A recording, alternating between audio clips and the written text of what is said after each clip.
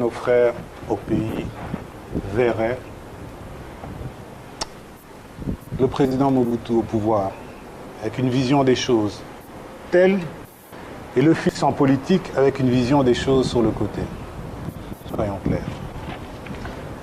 Nos compatriotes ne le comprendraient pas. En voulant aujourd'hui faire entendre un nouveau son de cloche, si je peux dire, au niveau du débat national, est-ce que vous ne voudriez pas faire appel aux anciens collaborateurs de votre père pour leur expérience? Écoutez, je ne suis pas sectaire. J'ai difficile dans ce cadre-là, pour répondre à votre question, c'est difficile de dire les collaborateurs. Je vous l'ai dit tout à l'heure, parmi les collaborateurs, il y avait des gens valables. Et puis, disons les choses comme elles sont, il y avait des gens véreux. Ou disons des personnes qui faisaient partie de l'ancienne classe politique, alors, en général. Ce qui moi, m'intéresse, c'est des gens qui sont prêts à innover. Je ne cherche pas quelqu'un qui a 30 ans, je ne cherche pas quelqu'un qui a 50 ans, je cherche quelqu'un qui peut innover.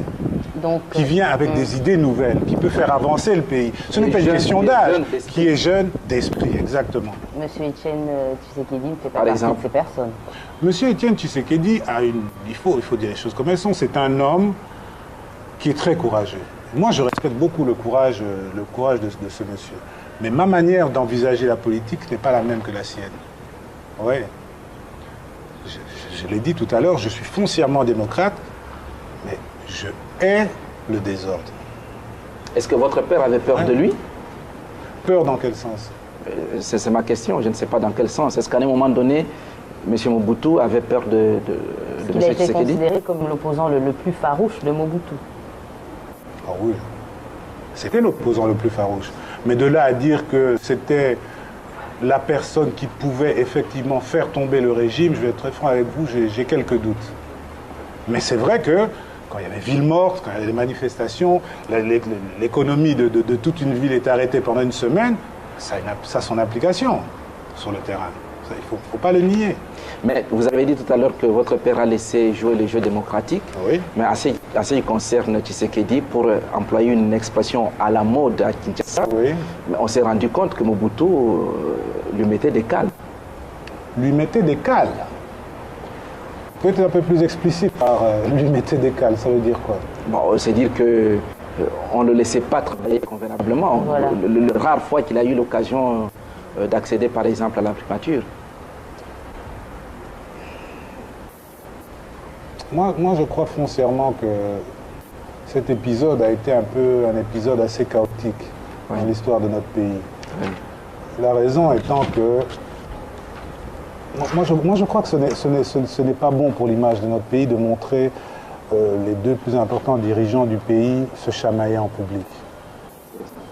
Je crois que ce n'était pas bon pour l'image de notre pays. Ça ne nous a rien apporté. Ah, si je comprends bien, les deux sont tombés dans une manigance qui n'était pas bon. Quand on se chamaille, on est à deux. On ne se chamaille pas tout seul. C'est ça que je dis. Donc, je dis que ce n'était pas bon pour l'image de notre pays. Et je crois que quel que soit ce que personnellement vous voulez créer, il ne faut pas donner une mauvaise image de votre pays à l'extérieur. Je crois que ça, c'est très très mauvais. Donc la communauté internationale a quand même eu un rôle à jouer là-dedans? Dans quoi? Dans cette... dans la situation du pays. À l'époque où, comment il s'appelle, Tshisekedi était Premier ministre.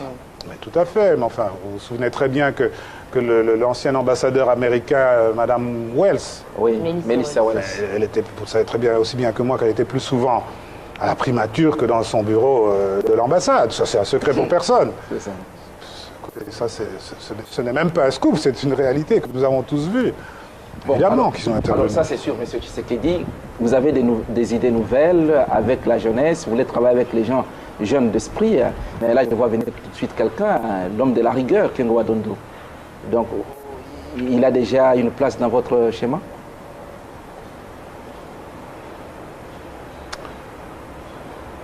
Vous savez, le Premier ministre Kengo, petite anecdote, vous savez, il m'en veut beaucoup parce que dans une interview, j'aurais dit que... Je n'aurais pas dit, j'ai dit. Dans une interview, j'ai dit qu'il avait un problème de popularité dans la ville de Kinshasa. Et j'ai, par différentes sources, entendu qu'il m'en voulait beaucoup pour ça. Mais le problème, c'est qu'il y a un moment donné, il faut quand même qu'on regarde les réalités en face. C'est l'homme de la rigueur. N'importe quel homme vient avec de la rigueur, il ne peut pas être populaire. Vous voyez ce que je veux dire? Monsieur Manda, ce qui est caractéristique, c'est quoi? Si ma mémoire est bonne, votre père est à Kinkole à l'occasion de la journée de poisson, un 24 juin, et il tient un meeting. Il dit, oui, la rigueur, pour la rigueur, je ne suis pas d'accord puisque je ne dirige pas des moutons. Lui-même avait dit, c'est son expression. Je ne dirige pas des moutons, donc on ne peut pas faire la rigueur pour la rigueur. Et quelques jours plus tard, M. Kengo est tombé comme Premier ministre, Premier commissaire d'État à l'époque. Oui. Mais quelques années après, c'est le même Kengo qui revient. Alors, comment expliquer ça? Il faisait la rigueur, bon, ce n'était pas bon pour la population, mais il était toujours au pouvoir. Qui l'a ramené?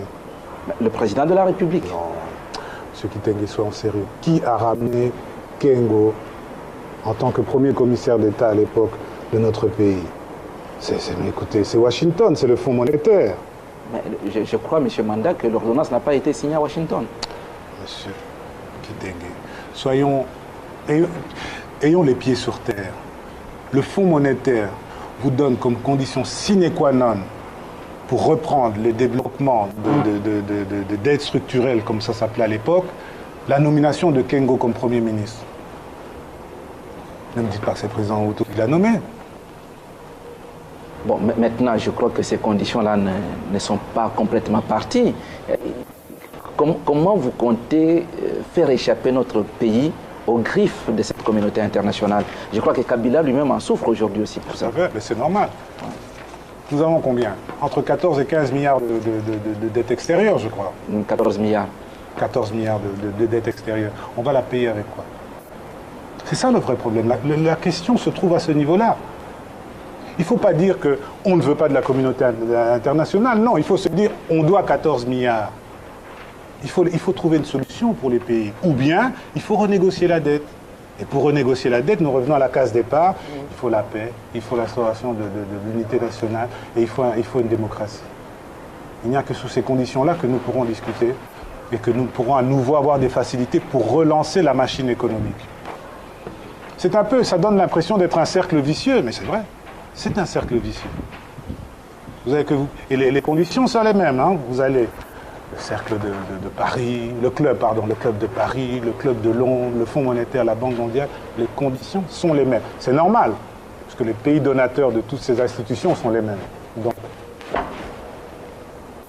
c'est du réalisme en fait. Hein. Aujourd'hui, on est dans une situation, il faut vraiment qu'on soit réaliste avec la situation que nous vivons.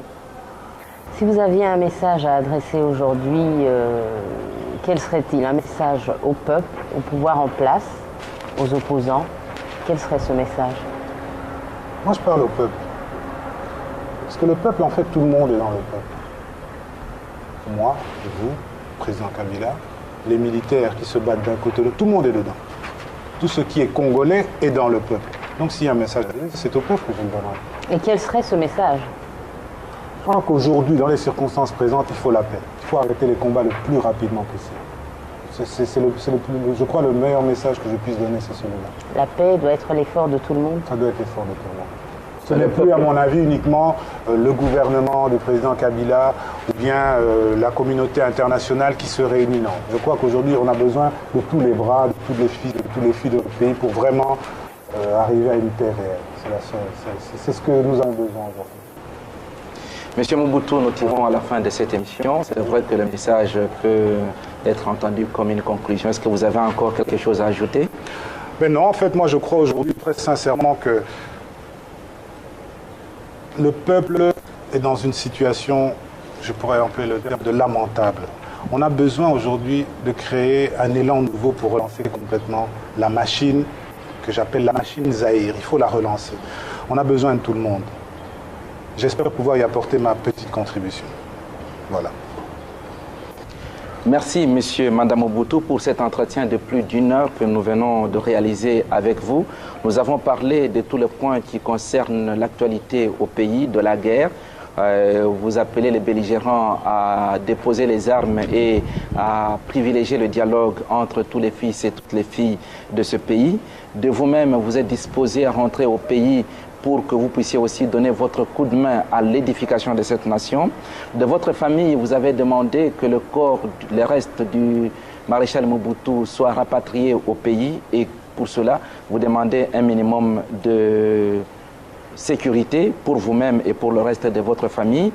Quant à la situation économique et sociale, vous reconnaissez qu'elle n'est pas brillante, mais qu'il y a lieu de faire mieux. Alors pour toutes ces précisions, nous vous remercions d'avoir répondu à notre question et à nos attentes aussi. Et je rappelle à nos amis téléspectateurs que nous avions en exclusivité M. Manda Mobutu, fils du maréchal président, qui a bien voulu se confier à la télévision de son pays. Merci, nous étions avec Vivine Moleka. Bonsoir. Bonsoir.